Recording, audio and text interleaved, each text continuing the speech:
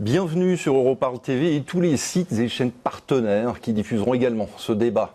C'est décidé, les prochaines élections européennes se dérouleront entre le 22 et le 25 mai 2014, dans un an très précisément. C'est bien là la seule certitude pour l'instant en tous les cas. Qu'est-ce qui va changer et à quoi faut-il s'attendre dans un contexte d'euroscepticisme grandissant au vu des dernières élections nationales et régionales en Italie? On pense à mouvement 5 étoiles de Beppe Grillo, au Royaume-Uni avec le UKIP, et ces derniers mois, certains députés ont vu un changement électoral qui pourrait bien avoir lieu, et certains annoncent même le grand chaos. Alors le visage du Parlement européen pourrait-il changer? Je n'ai pas de boule de cristal ici sur ce plateau, mais 5 députés des plus grands groupes politiques, ou presque. Alors, honneur aux dames, Gabriele Zimmer du groupe confédéral de la gauche unitaire européenne, bienvenue sur le plateau. Rebecca Harms du groupe des Verts, bienvenue également. Anna Gomes du groupe socialiste et démocrate au Parlement européen. Jean-Paul Gauzès du groupe du Parti populaire européen, bienvenue également. Et Jean-Luc Benamias du groupe de l'Alliance des démocrates et des libéraux. Bonjour. Bonjour, bienvenue à tous. Jean-Luc Benamias, je vais tout de suite m'adresser à vous parce que la question du chaos dont j'ai parlé dans l'introduction, c'est Graham Watson, c'est votre président de parti qui en a parlé début du mois après le résultat des élections en Grande-Bretagne. Est-ce qu'on peut réellement s'attendre à un chaos l'an prochain? Chaos, le terme est un peu fort. En Angleterre peut-être. En tous les cas, incompréhension générale dans l'opinion publique européenne de ce que nous avons fait, Conseil européen, Commission européenne, voire Parlement européen, mais nous ne sommes pas ceux qui avons le plus de défauts. Mais incompréhension générale de nos populations par rapport à un système qui est devenu totalement incompréhensible. Et dans ce cadre-là, ce n'est pas le chaos. Mais tout est possible, c'est-à-dire que les certitudes que nous avions, et que j'ai toujours, sur la nécessité de construire une Union européenne, politique, sociale, économique, fiscale, ont perdu beaucoup de crédit, c'est le moins qu'on puisse dire. Donc on est en très très grande difficulté pour les prochaines échéances électorales. C'est assez terrible à dire, c'est-à-dire que défendre l'idée de construction, de reconstruction de l'Union européenne va être extrêmement difficile. Grande difficulté, Rebecca Harms, Jean-Paul Gauzès, vous êtes d'accord? Allez-y. Clairement, grande difficulté. Donc il y a eu erreur avant. La Krise est passée par là, tout le monde est d'accord. Also die Krise ist nicht vorbei. Wir sind vor den Europawahlen immer noch mittendrin. Hinter der ökonomischen Krise, hinter der Euro-Krise hat sich eine politische Krise zusammengebraut, die den Europawahlkampf mitbestimmen wird. Es gibt ja finde ich zu Recht Kritik daran, insbesondere in den sogenannten Krisenländern, dass die reinen Austeritätsmaßnahmen, für die Europäische Union im Moment insgesamt steht, auch wenn nicht alle das so gewollt haben, dass diese reinen Austeritätsmaßnahmen die Krise zwar für die Banken lösen, aber die Krise, die Wirtschaftskrise, die soziale Krise in den Ländern, die es betrifft, verschärfen. Und ich glaube, dass das unter anderem dazu führt, dass wir diese neuen nationalistischen Kräfte haben, antieuropäische Kräfte haben und dass wir in einen Europawahlkampf gehen werden, in dem es uns zur Aufgabe gemacht werden wird, gegen diese nationalistischen Strömungen, gegen die Antieuropäer, einen neuen Zusammenhalt der Europäer vorzubereiten, zu propagieren. Alors les extrêmes, on va y revenir. Je vous propose rapidement un petit cours d'histoire, comment tout ça a commencé, parce que le Parlement européen ne s'est pas toujours appelé Parlement européen. On est parti pour 2 minutes d'un sujet de ma collègue Priscille Cazin. On regarde. 1958, c'est la naissance de l'Assemblée parlementaire européenne. Elle siège en France, à Strasbourg, ville symbole de la paix franco-allemande. Cette assemblée comprend 142 députés des pays fondateurs de la communauté européenne. France, Allemagne, Italie, Belgique, Pays-Bas et Luxembourg. Les eurodéputés ne sont pas élus par les citoyens européens, ils sont envoyés par leur Parlement national.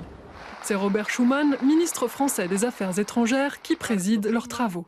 En 1958, le pouvoir de l'Assemblée parlementaire européenne est limité. Son rôle est de donner son opinion, pas de décider. La Commission européenne, qui représente les intérêts communs européens, et les pays membres, la consulte juste pour avoir son avis. 1979, pour la première fois de l'histoire, 180 millions de citoyens issus de 9 pays différents sont appelés à élire le Parlement européen. Les élections commencent le 10 juin 1979. Pendant 4 jours, les électeurs se mobilisent dans les 9 pays membres. 6 citoyens sur 10 en âge de voter se rendent aux urnes. Ils votent au suffrage universel direct, c'est-à-dire qu'ils choisissent directement les députés qui les représentent. 410 eurodéputés sont élus. Je déclare donc ouverte la séance constitutive du Parlement européen. Le premier président du Parlement européen est une Française, Simone Veil. Le Parlement représente directement les citoyens, cela lui donne une certaine légitimité. Il a encore très peu de pouvoir, mais il peut donner son accord sur le budget européen. Et ses compétences vont se renforcer au fil du temps. Entre 1979 et 2009, les élections auront lieu tous les 5 ans. Mais comme il n'existe pas de grands partis européens, les candidats sont présentés par les partis traditionnels de chaque pays. Les campagnes se déroulent très peu autour de sujets européens, elles se concentrent plutôt sur des sujets de politique nationale. Résultat, les électeurs s'intéressent de moins en moins aux élections européennes. Vous avez entendu le constat, il ne date pas d'aujourd'hui ce constat. Résultat, les électeurs s'intéressent de moins en moins aux élections européennes. 43,1% de participation lors des dernières élections en 2009. Qu'est-ce qui doit être fait, ou en tous les cas, pourquoi est-ce que personne ne participe? En l'occurrence, est-ce que votre travail n'intéresse personne? Anna Gomes? Non, je pense qu'il intéresse les gens.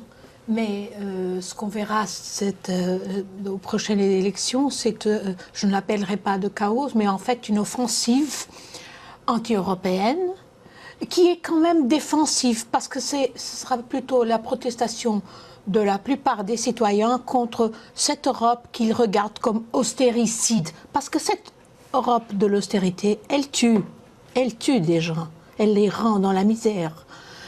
Et les gens trouvent que ces mesures sont très injustes, que les questions fondamentales de l'Union européenne, même dans une population comme la portugaise, qui était très pro-européenne, on va voir grandir les extrêmes anti-européens, ils vont se mobiliser pour aller voter, et la majorité des gens ne va peut-être pas voter en protestation. Je reviens à la question des extrêmes, Gabriele Zimmer.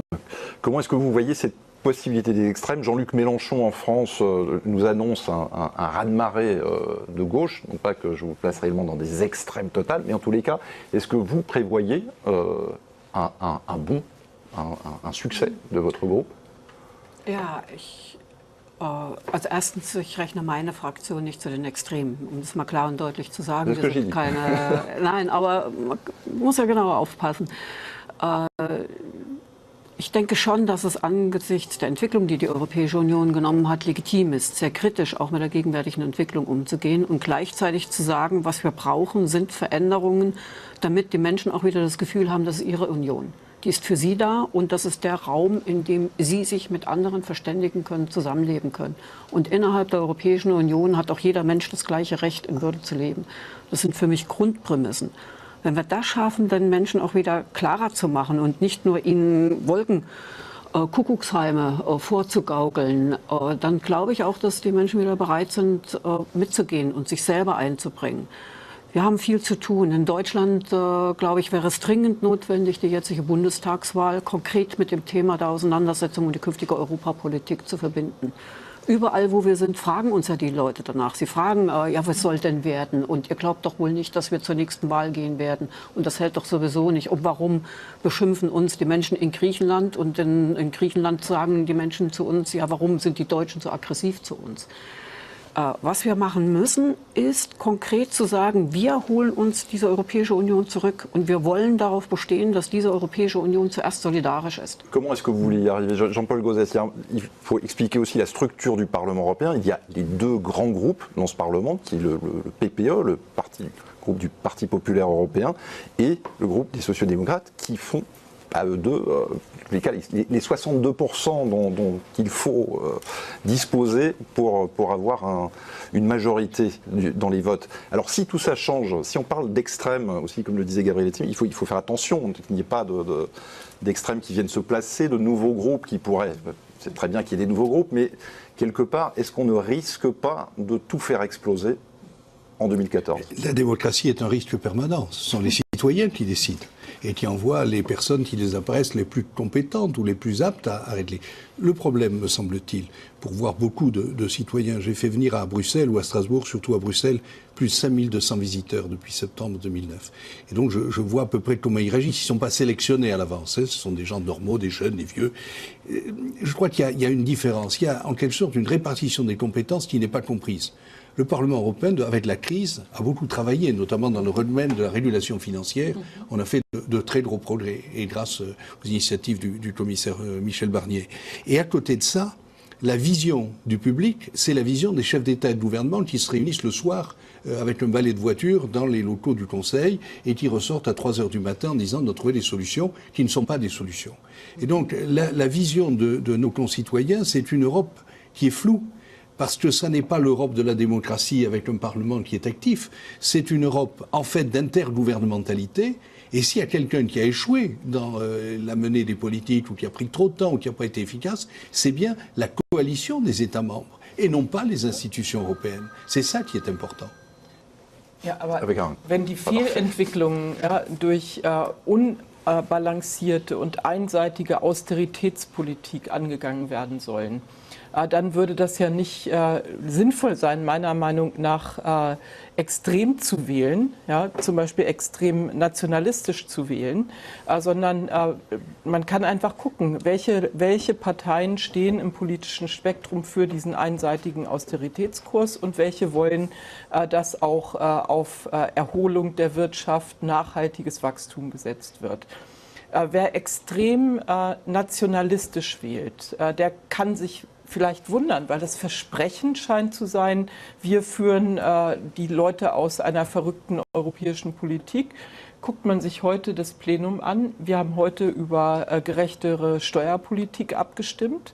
Da hat UKIP, Farage, hat die ganze Zeit gegen Steuergerechtigkeit gestimmt. Ich glaube nicht, dass seine Wähler in Großbritannien damit wirklich einverstanden sind. Ja. Je reviens à ma question. Où est le problème, pour finir? Certains disent qu'il n'y a pas de personnes connues au Parlement européen, il faut des figures, il faut des... Non, le problème, malheureusement, n'est pas là. Des gens connus, il y en a plein. Sauf qu'au Parlement européen, on a beau avoir été Premier ministre, ministre des Affaires étrangères et autres, quand on est au Parlement européen, dans les 700 députés, on est un inconnu parmi d'autres. Il y en a un ou deux, on les connaît, qui sont très très connus. Ok. C'est un travail collectif, comme disait M. Gauzès, qui n'est pas toujours reconnu. C'est que souvent, par exemple, on est au Parlement européen, ou à Strasbourg ou à Bruxelles, puis se réunit le Conseil européen, qui prend des décisions. En gros, ce qu'ont vu nos concitoyens, c'est que pendant à peu près 25 réunions du Conseil européen, on a sauvé les banques. C'est bien. Mais en même temps qu'on ait sauvé les banques, ce qu'ils ont vu, c'est que dès qu'on a parlé de Chypre, on a dit qu'on allait s'attaquer aux petits épargnants. Alors quand on a demandé après qui s'attaque aux petits épargnants, tout le monde s'est retourné en disant « c'est pas moi ». Ok, mais c'est pas tombé dans l'oreille de sourd, ça. On a des populations qui sont désespérées, déstabilisées.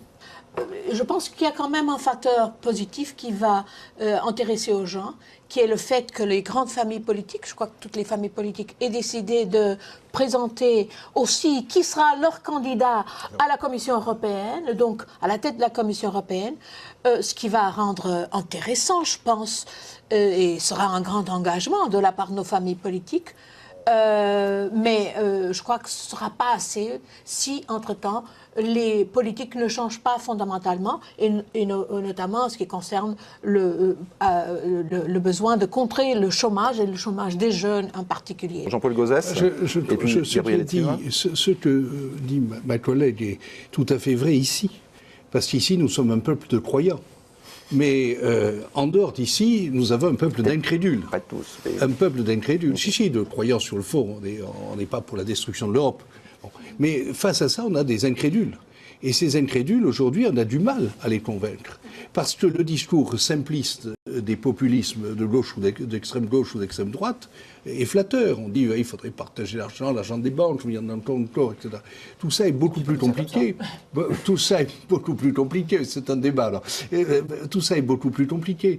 Et ce qui n'est pas facile de faire percevoir, c'est le travail de fond qu'on a fait ici, dans les domaines législatifs qui sont du nôtre, et qui est effacé par l'aspect médiatisé des rencontres de chefs d'État et de gouvernement qui effectivement nous disent qu'il faut 20 sommets pour sauver l'euro, alors que le problème c'était pas de sauver l'euro, qu'il n'y avait pas besoin de se sauver, c'était de sauver la Grèce. Et si on avait sauvé la Grèce dès le début, c'est-à-dire dès le premier week-end de mai 2010, si on avait pris les bonnes décisions, ça aurait coûté moins cher et ça aurait été moins pénible pour tout le monde. Et a-t-on expliqué aux Allemands que l'argent qu'ils donnent en Grèce, comme le croient les citoyens allemands, il ne va pas aux citoyens grecs. Il va au remboursement des dettes des banques grecques ou de la Grèce vis-à-vis des banques. Donc, toute cette information nécessiterait du temps. C'est ce que nous reprochent nos concitoyens quand on discute avec eux. Mais tout ça, vous ne nous l'expliquez pas. Les électeurs vous attendent au tournant quand même. On dit toujours que le Parlement, c'est la représentation légitime. Oui, mais quel moyen avons-nous Regardez dans les médias nationaux la place qui est consacrée au travail du Parlement. C'est insignifiant. Et dans les médias, les régionaux, nul. Das ist ja genau der Punkt. Viele Menschen wenden sich ab von der Europäischen Union und sagen, das ist nicht das, was ich gewollt habe. Und das Problem besteht darin, dass es eine Anonymität von Entscheidungen auf der Brüsseler und Straßburger Ebene gibt. Und viele wissen nicht, wie die Entscheidungen zustande gekommen sind. Wenn jetzt die Hoffnung geäußert wird, dass sich zum Beispiel mit der Bundestagswahl Ausgangspositionen verändern, dann muss ich meinen Kollegen und auch meinen Freunden in anderen Ländern oftmals sagen, liebe Leute, guckt mal genau hin. 60-70% der Menschen in Deutschland unterstützen Frau Merkel aufgrund ihrer Europapolitik. Und wenn wir das nicht schaffen zu hinterfragen, und deshalb muss der Bundestagswahlkampf mit der Frage um die Zukunft der Europäischen Union und den politischen Konzepten verbunden werden. Das ist eine Aufforderung, die richte ich an alle Parteien in meinem Land, meine eigene auch. Weil ich denke, wenn ich mir die Bundestagswahlprogramme anschaue, das ist doch sehr oberflächlich, was da läuft. Und wenn wir aber wollen, dass der Zusammenhalt in der Europäischen Union wieder stärker wird, dann muss ich genau das deutlich machen. Wir haften ja auch als Europaabgeordnete für das, was der Rat fertig bringt und was die Regierenden machen. Und wir stehen da in einer Reihe für alle, für die Bürger und Bürgerinnen sind wir genauso verantwortlich. D'accord, mais je voulais juste encore, on revient au petit sujet qu'on a vu. Depuis 1979, les questions sont nationales durant ces élections. On en revient toujours à la même chose. Comment se fait-il que le Parlement européen n'arrive pas à faire passer un message, question ici pour tout le monde, qui soit général, en tous les cas dans les groupes. Est-ce que vous travaillez ensemble? Comment est-ce que vous faites ça? On avait parlé au début, est-ce que les groupes travaillent ensemble sur toute l'Europe? Ou est-ce que chacun va travailler dans son coin? Ich meine, es gibt hier im Europäischen Parlament viel mehr als in nationalen Zusammenhängen eine Zusammenarbeit über die Fraktionsgrenzen hinweg. Es gibt in diesem Parlament eigentlich immer nur Möglichkeiten, die Mehrheiten zu bekommen, die wir für bestimmte Gesetzgebungen brauchen, wenn wir uns über Fraktionsgrenzen hinweg verständigen. Das ist eigentlich etwas, was das Europäische Parlament auszeichnet. Das wird aber erstens nicht genügend gesehen und das wird in Teilen der Auseinandersetzung über richtig oder falsch in der Krisenpolitik jetzt auch vom Parlament selber ein bisschen zerstört. Weil dass wir bei der ganzen Fiskalpolitik außen vor sind, das hat ja damit zu tun, dass unter anderem wegen Großbritannien der Weg der Intergouvernementalität beschritten worden ist, dass der Fiskalpakt intergouvernemental und ohne das Europäische Parlament sozusagen zustande gekommen ist. Das hat ja auch was mit den Verhältnissen in der EU zu tun. Das müssen wir nach der nächsten Wahl zum Europäischen Parlament in der nächsten Législature verändern. Jean-Luc Benamias, Pierre Gomez. Je crois que l'une des seules solutions, il n'y a jamais une seule solution, mais l'une des seules solutions de l'Union européenne et de ce qu'on doit faire au Parlement européen, mais surtout le Conseil européen des chefs d'État et de gouvernement, c'est travailler sur l'emploi. Tant qu'on restera avec un taux de chômage aussi important et qu'on aura un budget qui plus est en baisse, qui ne permet pas de plan de relance structurel, politique énergétique commune, politique industrielle européenne commune, politique commerciale commune. Et quand je dis ça, on en est extrêmement loin. On est absolument inaudible. Si derrière tout ça, chef d'État et de gouvernement, chaque Conseil européen après chaque Conseil européen, disent après, quand c'est pas content, c'est Bruxelles, on n'y arrivera pas. Mais c'est aussi la Commission. On a besoin d'une Commission qui joue son rôle, qui est forte, qui est crédible. Et malheureusement, ce n'est pas le cas. On voit maintenant même déjà en Allemagne des gens au niveau du gouvernement qui critiquent M. Barroso. C'est classique, il faut blâmer le butler, n'est-ce pas? Voilà, on a besoin d'une Commission qui joue son rôle, Ok, Jean-Paul Gauzès, et puis je voudrais revenir au Butler dont vous avez parlé. La bonne question, vous la posez, Butler. c'est comment on arrive à ne pas se faire entendre sur ce qu'on fait. Parce qu'il n'y a aucun relais sur l'information du travail que fait le Parlement. Nous sommes relativement peu de députés, même si chacun de nous fait beaucoup d'efforts de communication personnelle, de rencontre des électeurs, etc. Il reste qu'il y a une absence de volonté au niveau des, je parle de mon pays, de faire connaître ce que font le Parlement européen. Alors, je reviens juste à cette première question. On avait parlé du président de la Commission européenne. Avec Gomez, vous en avez rapidement parlé. Chaque groupe, vous l'avez dit, devrait présenter un candidat. Est-ce que ça va changer quelque chose? Est-ce que le fait que tout ça passe par le Parlement européen, est-ce qu'il y aura une légitimité en plus pour cette commission, voire pour toutes ces institutions? Moi, j'espère que ça ne change pas seulement l'intérêt des citoyens pour les prochaines élections, mais que ça change en fait après la façon dont on fonctionne au niveau européen et de la façon dont les gouvernements regardent la Commission. Regardez par exemple cette semaine, on travaille beaucoup sur les questions de fiscalité, de contrôle des taxes. C'est incroyable les sacrifices qu'on demande aux citoyens, par exemple dans mon pays, aux citoyens qui paient les taxes, les impôts. Et par contre, ce qu'on permet aux gens les plus riches, avec toutes sortes d'aides, mettre l'argent ailleurs dans des paradis fiscaux. Depuis longtemps que le Parlement se bat contre ça, qui soutient la Commission. Et pourtant, maintenant, il y a deux gouvernements, l'Autriche et le Luxembourg, qui continuent d'avoir l'Union européenne otage de ce qu'il faut faire dans ce domaine-là. Et avec une Commission, je dirais, un président de la Commission beaucoup plus fort et incisif, parce que M. Barroso, ce n'est pas par manque de qualité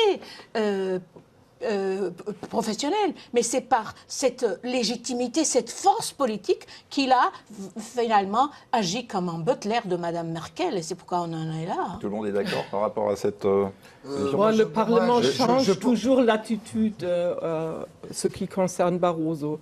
Quelquefois, il reçoit le grand applause et l'autre fois, on dit comme ça. Alors, je préfère une ligne consistante contre Barroso. D'accord, on voit quand c'est les traits qui vous lancez en français, c'est très bien. On voit.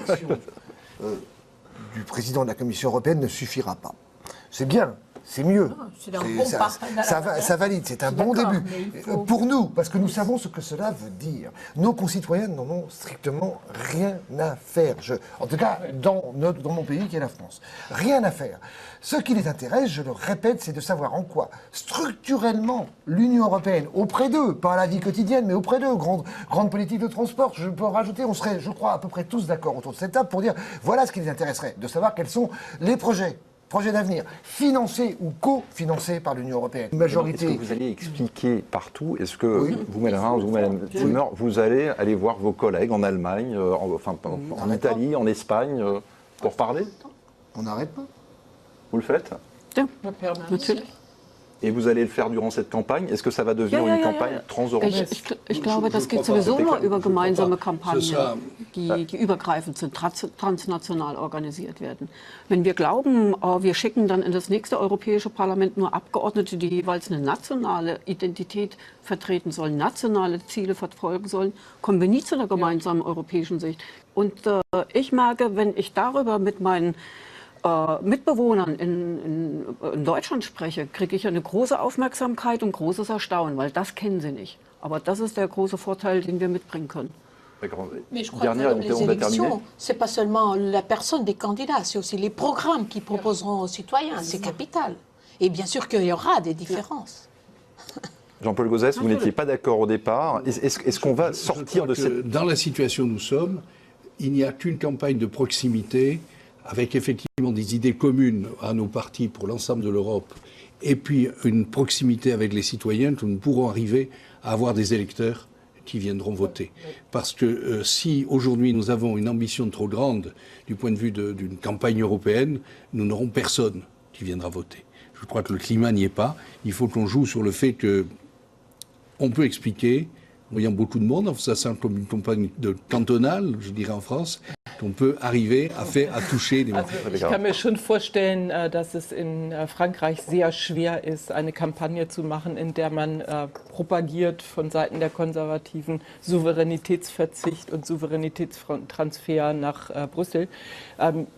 Ich vertrete eine kleine Partei in Europa, fällt es leichter, jenseits von nationalen Interessen zu argumentieren. Und ich sehe allerdings die Aufgabe meiner Partei auch sehr stark darin, tatsächlich diese Gaps, diese Brüche, die überall in Europa entstehen zwischen Nord und Süd, dem alten Europa und dem Osten, diese Gaps, diese Brüche zu überwinden und ein einheitliches europäisches Programm zu vertreten. Voilà, je vous souhaite à tous, en tous les cas pour l'année à venir, beaucoup de succès, une bonne campagne électorale. Je crois que vous aurez fort à faire, en tous les cas, pour y arriver. Merci beaucoup de nous avoir suivis. Merci aux interprètes qui ont rendu ce débat possible également. Quant à nous, on se retrouve le mois prochain pour parler de la Croatie, qui, je vous le rappelle, à partir du 1er juillet, sera le nouveau membre de l'Union européenne. À bientôt.